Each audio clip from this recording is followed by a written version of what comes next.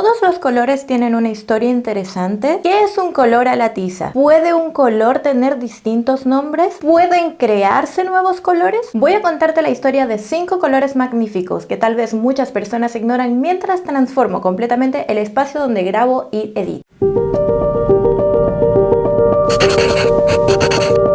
Antes de comenzar quiero contarte que tenemos sponsor y en esta oportunidad quiero mostrarte las pinturas de Casa y Alma Showkey Colors, pinturas a la tiza. Esto me llena de muchísima ilusión, por una parte porque su catálogo es precioso y tienen varios colores con una historia fascinante, y también porque me estaba muriendo de ansiedad de poder abrir los botes de pintura y decidí transformar mi espacio para mostrarte cómo un color histórico puede rejuvenecer o ser un aporte contemporáneo y moderno al lugar donde tú trabajas o donde te desenvuelves. Otra cosa que amé de recibir estos colores es que además de que al ser obviamente una marca de pinturas apuntan a la creatividad, pero también a la sostenibilidad, porque la pintura a la tiza generalmente es utilizada para poder resignificar o reutilizar muebles que tal vez dabas por perdidos o espacios que ya pensabas que no tenías formas de transformar.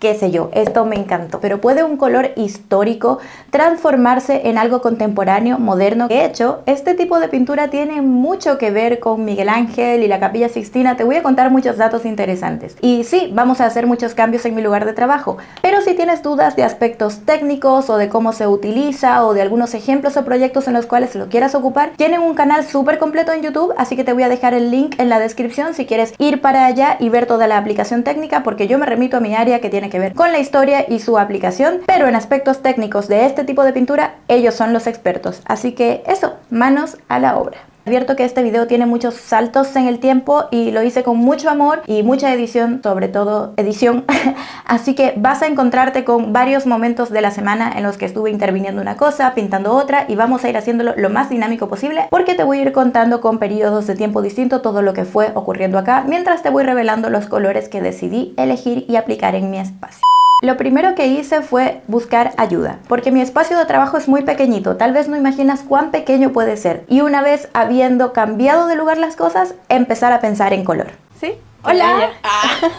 Estoy acá, voy a grabar con mi amiga Sara, ella tiene un español muy corto porque es coreana, pero... Ya va. Y Sari es muy seca, me ha ayudado en verdad muchas veces a hacer cohesivos mi espacio. Entonces, parte de este video es contar que aunque el espacio es muy reducido, porque la gente no se imagina que este espacio es así de pequeño, es muy, muy chico. Hoy te tenía así. Pero vamos a hacer un poco de magia con este lugar. Vamos a ver cómo el color es capaz de transformar un espacio y de cómo movilizando las cosas podemos tener más armonía. Exactamente. Siempre se puede hacer mejor el lugar. Así que estoy emocionada, estoy feliz.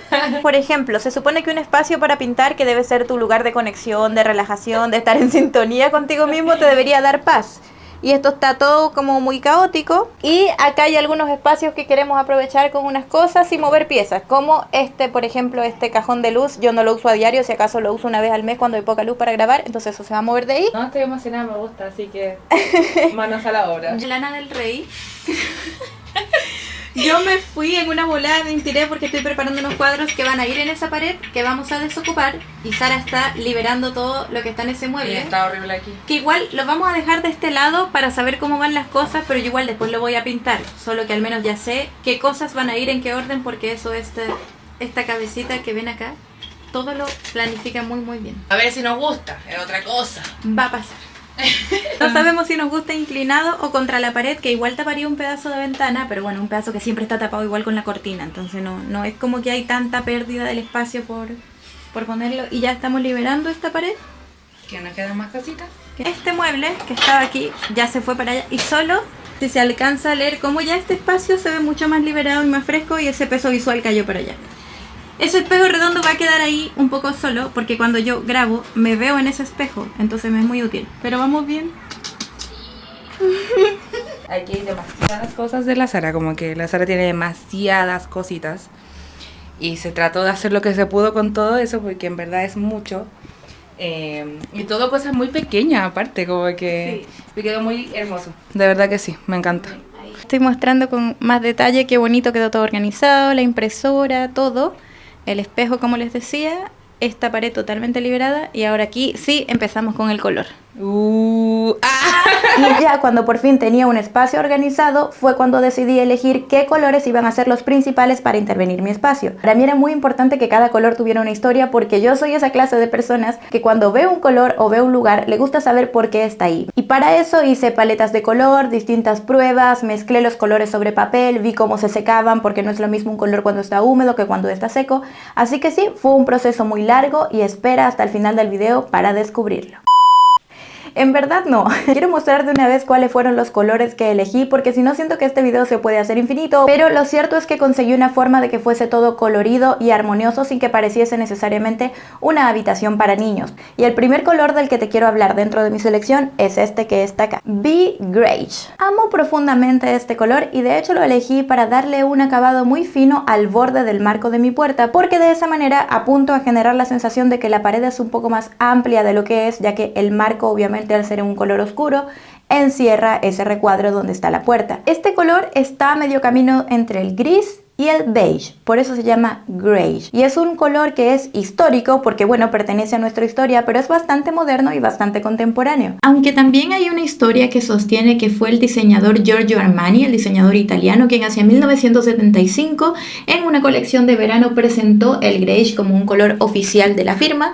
Pero bueno, esto puede ser igualmente debatible de alguna u otra manera porque ya venía instaurado dentro de la jerga popular, solo que con los años se ha ido haciendo más fuerte. Como ocurre con todas las tecnologías, no es tanto la persona que designa las cosas, sino quien elige comercializar con ellas, las personas que generalmente se llevan el crédito por un invento, y en este caso se le atribuye a Giorgio Armani. Así que si quieren buscar un origen, ese pudiese ser uno, pero desde antes de Giorgio Armani ya se venía hablando del color greige o de la mezcla de gris y beige. Y que dependiendo de las variaciones puede ser ligeramente más cálido para espacios fríos o ligeramente más frío para espacios cálidos, y de hecho responde a una pregunta que muchas personas se hacen, y es si pueden existir nuevos colores. Los colores cambian a través de las épocas y aún así permanecen. Cuando yo pienso en el color greige, como a qué cosa lo tengo asimilado, no puedo evitar pensar en las esculturas y en las estatuas griegas, romanas, que tienen ese color propio del mármol, de la piedra, que muchas veces puede ser un mármol más cálido o más frío, pero que nunca es como un blanco prístino puro, sino que es como un beige que en sus sombras tiene unos aspectos o unos matices de gris frío, porque es como el opuesto dentro de esos blancos. Así que no puedo evitar pensar en ese color, aunque incluso esas esculturas originalmente estaban coloreadas. Se ha comprobado que muchas esculturas y muchas estatuas romanas en su concepción original estaban pintadas y estaban llenas de colores históricos que ya no podemos ver al día de hoy, porque en algún momento se determinó que había que blanquearlas y se utilizaron de hecho ácidos para dejarlas totalmente en blanco, y así es como conocemos esas esculturas al día de hoy. Así que incluso aunque sepamos cómo se veían antiguamente, probablemente ya tenemos demasiado concebido en nuestro cerebro cómo es que pues aprendimos a verlas en los libros de historia, en el colegio o en los museos, pero me parece un gran ejemplo de cómo los colores pueden mutar y permanecer al mismo tiempo, porque si nos preguntamos, ¿pueden existir nuevos colores? Pueden existir nuevas asociaciones, démosle ese nombre, pueden existir nuevos contextos y variar. De hecho, yo diría que hay tres formas esenciales, y cuéntame por favor tú si se te ocurre otra en los comentarios, de cómo es que pueden existir nuevos colores. En primer lugar, diría cuando tú descubres un nuevo color, literal. Los colores solo existen cuando los observamos, se activan a través de la vista. Dime que no te ha ocurrido que vas a un paseo en la playa o a la montaña, estás viendo una cascada y de repente ves un azul precioso en el agua y tomas una foto y dices, oh, ese azul se ve irreal, nunca había visto ese color o nunca lo habías visto de esa forma o en ese contexto.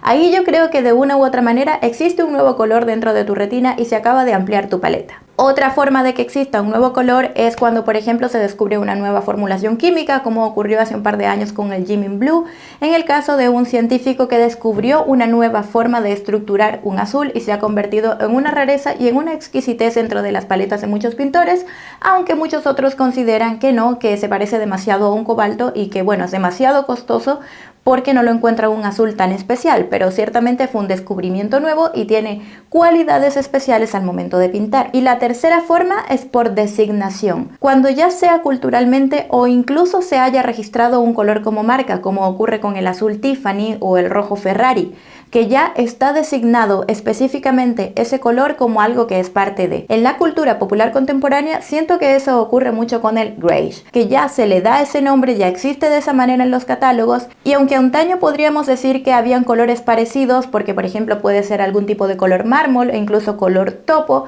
hoy en día lo designamos de esta forma, así que sigue siendo un color que acaba de entrar dentro de la categoría de colores o pigmentos históricos, aunque sea parte de nuestra modernidad. De hecho, ya está en el catálogo Pantone con el código 16-1109-TCX. Así que sí, yo la verdad quedé muy feliz cuando vi este color dentro del catálogo, porque efectivamente es una marca contemporánea y habla de eso, del tiempo en el que se está creando y se está usando. Y amé cómo quedó la puerta porque efectivamente quedó con un marco delicado, precisamente como lo que yo perseguía. Así que te sugiero hacerte con un B-Grayish cuando quieras un color neutro que vaya con absolutamente todo. Además tiene la gran ventaja de que no se ensucia con facilidad. Y siento que partí el video muy rápido, como que simplemente partí diciéndote elegí este color y no hemos hablado mucho de qué es la pintura a la tiza, o hablamos como de pigmentos y colores y muchas veces me preguntan cuál es la diferencia. Así que déjame que la Sara del pasado te lo explique, porque necesitaba hacerme una paleta de colores para saber cuáles eran los otros que iba a elegir, así que vamos para allá. Básicamente lo que voy a hacer ahora es contarte las diferencias entre color y pigmento, porque siento que es una de las cosas que más se repite como comentario o como pregunta acá en el canal, mientras voy destapando las pinturas, porque vienen todas pues correctamente selladas y protegidas de la intemperie, de la humedad, del polvo. Los pigmentos son materia física, ya sea en forma de minerales, de metales en la naturaleza, como sintéticos elaborados en laboratorio, y al ser tratados químicamente sus cargas, sus iones se modifican, y por eso es que desde una raíz podemos ver distintos colores. Por ejemplo, el cobre cuando se oxida cobra esa pátina color verde y gris por los agentes externos que han influido en él. Así que dependiendo de cómo se trate químicamente un elemento, una raíz matérica, un mineral, un metal, un compuesto sintético, vamos a obtener un color. Y ahí la verdad pueden ocurrir muchísimas reacciones, ya sea que un mineral o un metal tenga, no sé, manganeso, tenga óxido de zinc, tenga óxido de hierro. Las variables son infinitas. De hecho, hay una frase que me gusta un montón de Robert Davidson, y él dice que nunca imaginaste que el arte tenía tanto que ver con la cocina y con la química. Me hace mucho sentido porque es cierto, y siento que es la gran falencia de muchos artistas es estudiar los colores por cómo lucen y no por cómo reaccionan entre sí para generar efectos ópticos más allá de lo visible, lo cual de hecho nos lleva a hablar propiamente de qué es el color. En palabras simples, el color es una sensación que viene y viaja hacia nosotros a través de la luz y que la recibimos en nuestros ojos. Y de verdad creo que da para todo un video hablar de cómo es que la luz viaja hacia nosotros y cómo nos afecta. Por ejemplo, una manzana verde absorbe los rojos y solo muestra el verde, mientras que una manzana roja absorbe los verdes y solo muestra el rojo. Eso es súper interesante. La gran diferencia y paradójicamente la gran similitud entre los colores y los pigmentos, bueno, la diferencia es que la luz viaja en nosotros de muchas formas, no exclusivamente a través de los pigmentos, aunque la naturaleza está llena de pigmentos como la clorofila, y los pigmentos son unos de los vehículos a través de los cuales recibimos la luz. Pero seamos honestos, si vamos a comprar una camisa, no decimos me da por favor esa tela que está teñida con un tinte que refracta el color coral, simplemente decimos me da esa camisa color coral. Así que podemos decir que los pigmentos nos ayudan a construir los colores de la tierra, y el color propiamente es la sensación tal cual lo percibimos. Sí sabemos que no es lo mismo, pero para hablar en términos simples lo manejamos como si fuese tal. Entonces, lo que llamamos colores a tiza o pintura a la tiza es básicamente un compuesto de pigmentos con base de tiza o de yeso solubles al agua, que se utilizan desde hace muchísimos siglos para pintar paredes y recubrir muebles, porque es muy resistente y además se puede decir que es bastante ecológico. En Bellas Artes tenemos un símil que es la tiza pastel, que está elaborada de tiza, pero bueno, sin acrílico, y eso es lo que hace que esto sea apto para cubrir muebles o cosas que reciben alto tráfico, donde las personas pasan, tocan, no como las piezas de arte que no se debieran tocar. Pero sí, esto que tengo en mis manos es lo más parecido al día de hoy, en la actualidad, a cómo se pintó la Capilla Sixtina, que de hecho se pintó con la técnica del fresco común, que se basa en la reacción entre el yeso húmedo de la cal y los pigmentos a base de agua para fijar las imágenes, tal y como estos tarros de pintura que tengo acá. Así que podríamos decir que al día de hoy no hay ninguna diferencia entre Miguel Ángel y yo. Pero ya, en serio, lo que sí te puedo decir es que por eso estas pinturas tienen una connotación histórica y también varios de los colores del catálogo de Casa y Alma Shauki Colors tienen mucha significancia y por eso quería tanto hablar de estos colores y ponerlos en práctica en mi espacio para que pudieses ver cómo es que la historia se puede aplicar en el día a día de forma efectiva. Esto me quedó como esos programas de renovación que hacen así como 1, 2, 3, así de fácil. Sin un cuchillo, sí. Ahora quiero probar todos los colores, son 30 literalmente, pero estoy comprometida con esta causa y se me ocurrió que como igual son pigmentos históricos y pintura a la tiza, podría hacer una composición de swatches o una carta de colores abstracta, ver cómo resulta y de hecho se me ocurrió hacerla en papel de algodón porque podría quedar muy bonito y así decidir qué colores voy a utilizar en mi pieza y qué historias te voy a contar de esos colores y por qué las historias de esos colores son tan importantes a nivel histórico. Historias de los colores me estoy repitiendo. En verdad, la necesidad de categorizar y comunicar el color ha movilizado a profesionales y académicos durante siglos. Esto no es como que exclusivo de mí. Pero básicamente los especialistas han descrito distintos métodos y dispositivos ingeniosos desarrollados desde el siglo XV por médicos, naturalistas, tintoreros, pintores para catalogar fragmentos de colores. También hay que considerar que con la llegada de la sociedad industrial, los fabricantes y comerciales comenzaron a desarrollar algunas de las herramientas más bellas y variadas jamás diseñadas para presentar todos los colores disponibles en sus catálogos, en las cosas que vendían, y gracias a ellos la sociedad ha descubierto la abundancia del color plasmado en multitud de materiales, como que en cortes de tela, cuero, papel, caucho. Yo incluso soy obsesiva con las paletas de maquillaje porque amo esas configuraciones de color y de textura, pero en verdad existen todos los formatos. Hay paletas de color en listones de madera, en linóleo, en madejas de seda, en depósitos de pinturas y pasteles. Oh, y la pastelería, todo lo que tiene que ver con ruido en la calle. Pero todo eso que tiene que ver como con dulces, gastronomía, igual es precioso. Los fragmentos de lápiz labial, arreglos de los pétalos de flores. Esa es un área de la colorimetría preciosísima. Todo lo que tiene que ver con cómo se encajan los colores en arreglos florales, porque la naturaleza es imperfecta, pero yo siento que todos los floristas logran hacer una combinación de cuadros geométricos y simétricos con materiales imperfectos. Es una parte que me gusta mucho y bueno, en el fondo estas muestras de color dan forma a una cultura visual y también nos ayudan a tener un vocabulario cromático e inculcan un profundo deseo por el color. Yo siento que a raíz de los catálogos es como podemos decir: quiero un blanco luna, un color más pardo, un color un poco más sombrío, necesito más opaco, más satinado, quiero un amarillo vibrante, quiero un amarillo ocre. Las opciones son muy variadas y en verdad yo por eso decidí ir haciendo acá este catálogo de colores para ir viendo cuáles colores me resonaban y cómo es que los quería ocupar. La verdad quedé fascinada con todos los colores que probé al punto de que decidí que de una u otra forma los quería usar todos y eso hice. Los traté de usar todos porque todos me gustaron, pero al menos para efecto de este video solo quería elegir pocos colores para hablarte de sus historias o este video se haría infinito y literalmente todo el mundo se desuscribiría de mi canal.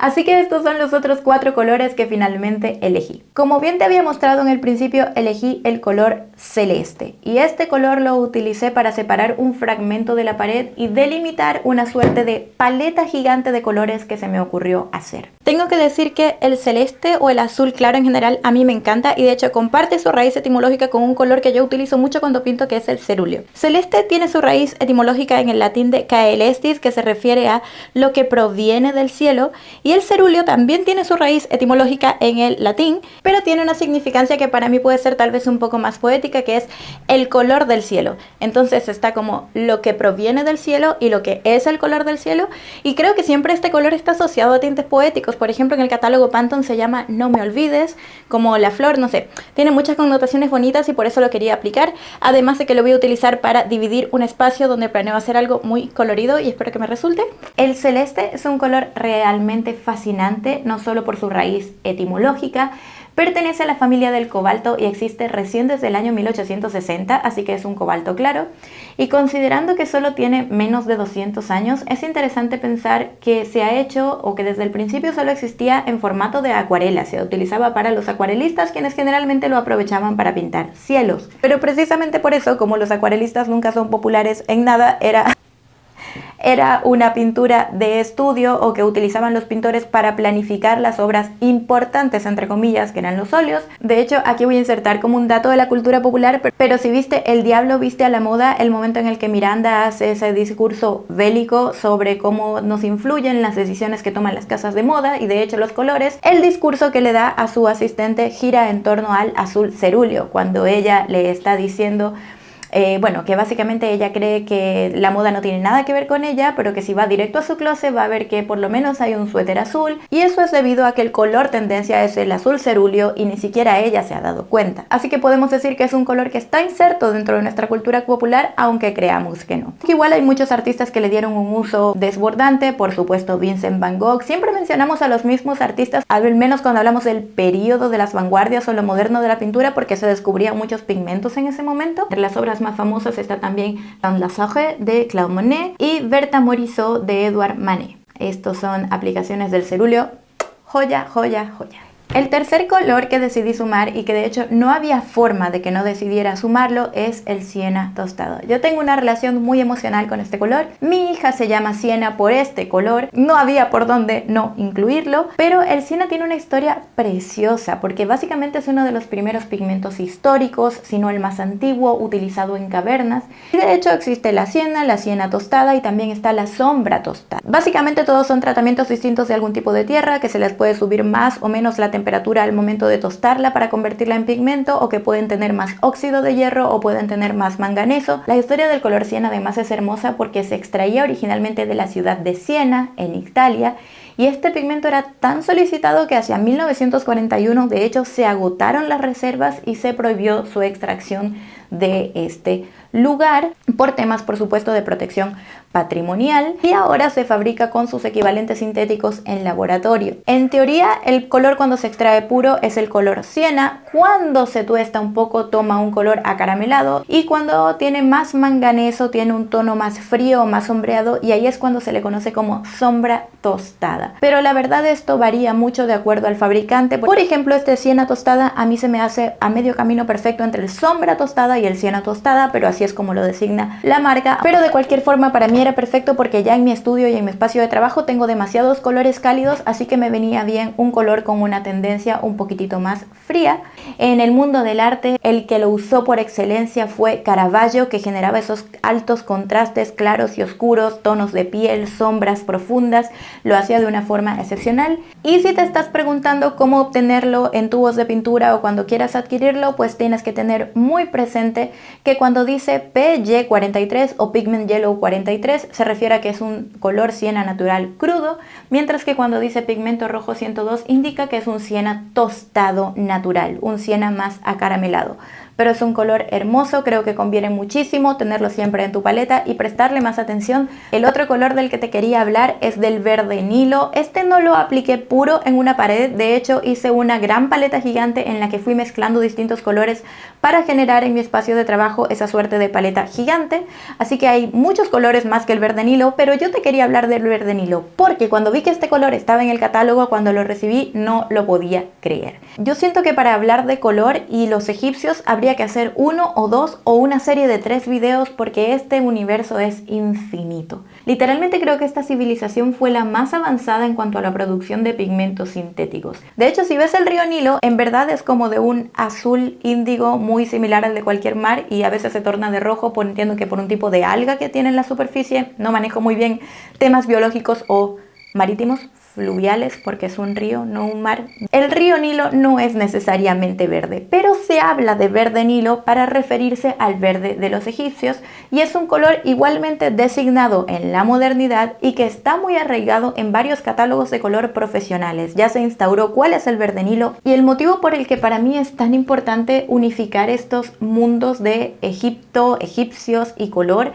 va porque al menos desde el tercer milenio antes de Cristo los egipcios ya fundían vidrio y habían descubierto la forma de contaminarlo, entre comillas, añadiendo porciones de cobre o cobalto para que el vidrio justamente se viese azul o verdoso. De esta forma preparaban botellas y ungüentos que eran especiales para los faraones. Básicamente, el color hacía que un material fuese digno de un semidios. Pues la diferencia entre el ungüento de una persona normal y el ungüento que usaba un faraón tenía que ver con el contenedor donde estaba y qué color tenía. Solo imaginar cómo se veía la habitación de un faraón me da escalofríos, que creo que seguro era absolutamente hermoso. De hecho, existen unos documentos históricos que son como el santo grial de los coloristas, que se llaman los papiros de Leiden. Y en estos papiros hay uno que se conoce como el papiro X, que es un papiro donde se cuenta en un apartado cómo se producían los pigmentos. Te estoy hablando en una época en la que muchas civilizaciones solo trabajaban con los colores de la tierra, y ya los egipcios tenían un tratado de cómo hacer colores. El texto contiene 111 recetas para extraer metales preciosos o incluso cómo falsificarlos o cómo hacer también tinte púrpura. Incluso contiene detalles en cuanto a la fabricación de textiles y cómo se podían elaborar para la época tintas doradas y plateadas. Así que cuando vemos en muchas películas a los egipcios decorados o pintados con plata y oro, pensamos que puede ser algo artificioso o como de disfraz, y en verdad no. Habían logrado hacer pigmentos brillantes y por eso eran también una cultura tan ostentosa y rica en términos pictóricos. Pero específicamente el verde, que lo busqué y en egipcio se dice wadh. Lo encuentro sexy, así como, ¿de qué color son tus ojos, Sara? Mis ojos son wadh. Me encanta.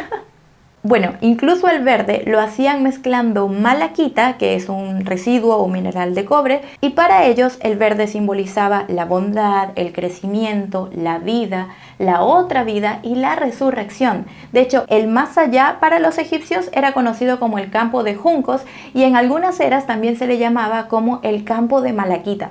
Así que básicamente para los egipcios el más allá era como la tierra esmeralda del Mago de Oz, pero en malaquita.